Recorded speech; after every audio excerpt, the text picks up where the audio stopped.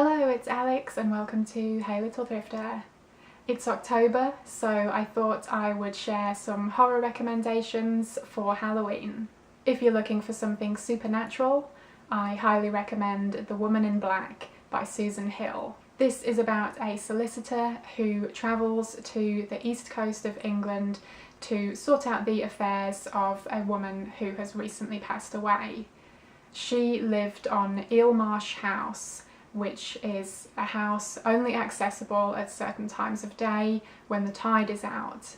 This is such a creepy story and perfect for this time of year, especially if you are cozied up indoors while it's raining outside. If you're looking for a vampire story, I recommend Let the Right One In by Ajvide Lindqvist. This is about Oscar, who is an 11-year-old boy. He is bullied at school, and one day he meets Ellie, a young girl who is moving into his apartment building. They form a friendship, and it turns out that Ellie is a vampire. This is a dark and brutal yet heartbreaking story. I can't recommend it highly enough. If you'd like to read something demonic or satanic, then you can't go wrong with either of these three. The Omen by David Seltzer, The Exorcist by William Peter Blatty, or Rosemary's Baby by Levin. This one is my favourite of the three. It's absolutely incredible, but all three are excellent reads. Definitely recommend checking them out. If you prefer something a bit more fun and funny, then I would go with John Dies at the End by David Wong. This is about David, his best friend John, and his girlfriend Amy. They are a trio involved in some really weird stuff happening in their town, all related to this new drug on the market called soy sauce. This is hilarious from start to finish, and it's such a fast-paced read. The other two books in the series are also excellent as well, so definitely recommend checking these ones out. And we couldn't have a horror list without talking about Stephen King, so I would recommend Pet Sematary. This is about a family, a couple with two young kids, who move into a house, and behind that house is the local pet cemetery, but beyond that is an ancient burying ground, which has the power to bring things back from the dead.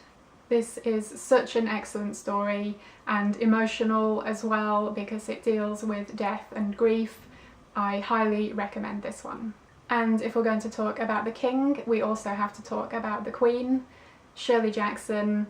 I would recommend either We Have Always Lived in the Castle. It's about a reclusive family and the conflict between them and the other local townsfolk. This is such an incredible read. It was my favourite book of last year. Also, The Haunting of Hill House is excellent, and I know that's getting a lot of buzz again right now because there is a new Netflix adaptation, so yeah, I recommend either of these. If you're looking for a quicker fix, then here are some short story recommendations. The Turn of the Screw by Henry James is a classic story of the supernatural. The Yellow Wallpaper by Charlotte Perkins Gilman is an excellent story about psychological horror. The collection The King in Yellow by Robert W. Chambers. This is a really subtly unsettling collection of stories, really ahead of its time and influential, and yeah, definitely one that I would recommend picking up. If you're looking for something a bit more modern, then I would recommend The Books of Blood Volume 1 by Clive Barker. This contains 6 short stories, all of which are brilliant. My favourite of these is one called Pig Blood Blues, which is a really disturbing and dark story set in a juvenile detention centre. And lastly, if you're looking for something a bit different and harder to classify, then I have 2 more recommendations for you. One is House of Leaves by Mark Z. Danielewski. This is about a house that is bigger on the inside than it is on the outside. This is told in different ways from different people over different time periods. It is incredibly unique in its format and just completely creepy and unsettling.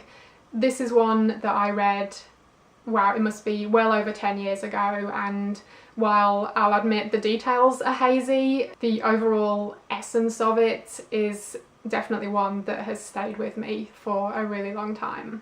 And last up is The Cipher by Kathe Koja. I did a separate review video on this. If you want to go check it out, I will leave it linked below.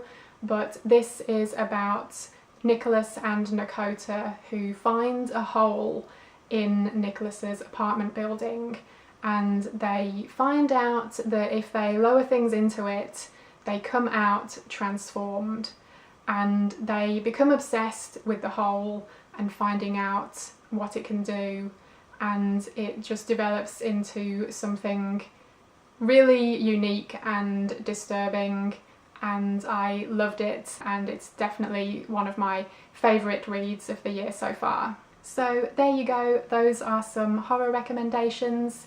Definitely not a definitive or exhaustive list by any means, but just a handful that I loved and would encourage you to also check out.